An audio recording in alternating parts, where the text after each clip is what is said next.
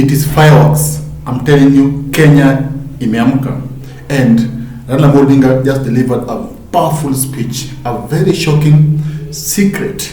Raila exposes Ruto's secret agenda, yeah, Ruto's evil intention. Before we go on with this analysis, if you're new, of course, take your time, subscribe, so to always be here whenever this content is pertaining what happens in Kenya's politics.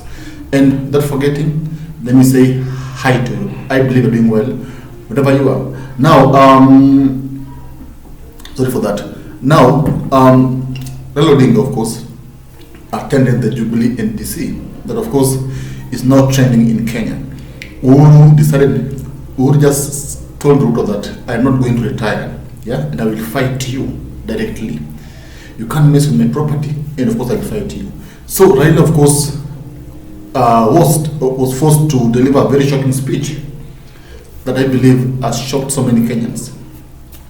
Raila has explained Ruto's plan, yeah, Ruto's evil agenda. Let me put it that way, according to Raila Odinga, that Ruto is planning to change the constitution and is planning to rule beyond 2 terms, yeah, and that's why he's busy fighting Jubilee Party, because you know that the only party that's giving Raila Odinga much weight is Jubilee, because Jubilee is in Azimio and Jubilee is really supporting Raila Odinga.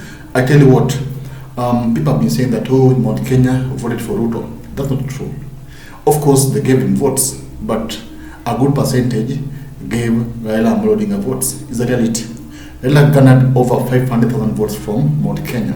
You see, you can't say that that's a region that hates Raila Odinga. No, that's a region that can easily be swayed to support Raila Odinga, especially now that the promises that Ruto gave to Kenyans, to Mount Kenyans, are not being fulfilled. Now, Ruto thinks that Jubilee is a threat to him, and he wants to, to dismantle it. He wants Jubilee to disintegrate. So by doing so, the opposition will not be left with ODM, and of course, ODM will not face Ruto the way Azimio will face Ruto with Jubilee inside. Now, the main agenda here is to make sure that the constitution is changed so that Ruto can rule for at least 20 years. That's what the ODM boss is saying. So, of course, these statements came last year. Remember last year, some Kenya Kwanza members began, anticipating, yeah, Ruto's 20-year rule. Actually, they began telling Kenyans that Ruto is very young, that he can't just retire at 60-something, because right now he's 57, 56. So after 10 years, he'll be 66.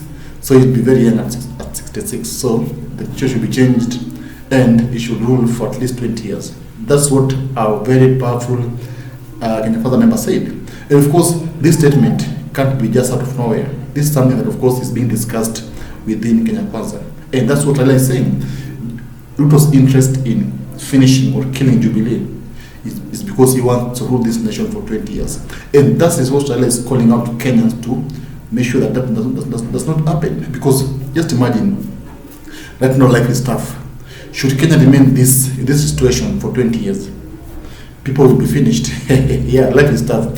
So should we be under the same leadership for 20 years? You see, Kenya will not be a good place to live in. That's what Azimio boss is saying. So, of course, Uhuru Kenyatta also said that Ruto will see him, and should Ruto want war with him, he will make sure that he will give him what he wants. Yeah. Should Ruto want war, he will give Ruto the war he's asking for. So, I think these two leaders, Raila and Uhuru, have decided to face this situation head on, and they've decided to fight Ruto head on. They're not going to relent. They're not going to, even back down, but they want to face Ruto head on. So that's what's happening.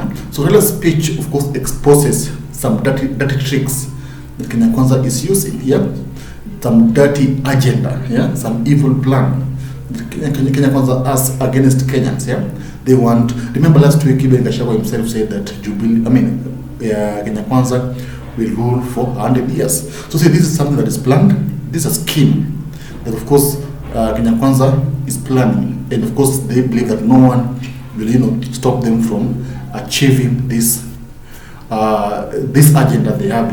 Yeah. So that's what's happening, folks. So tell me your opinion. Do you think the president is planning to rule for 20 years, as the way Azimio boss is saying? Do you think so? Do do you think Ruto is planning to rule for 20 years? And that's the question I think I'm going to ask my viewer today. Comment then, tell me, do you think it will be possible? Do you think that this will happen in this century? The way Museveni has been ruling from 1980s till date, for almost 40 years, is in power. Do you think this will happen here in Kenya?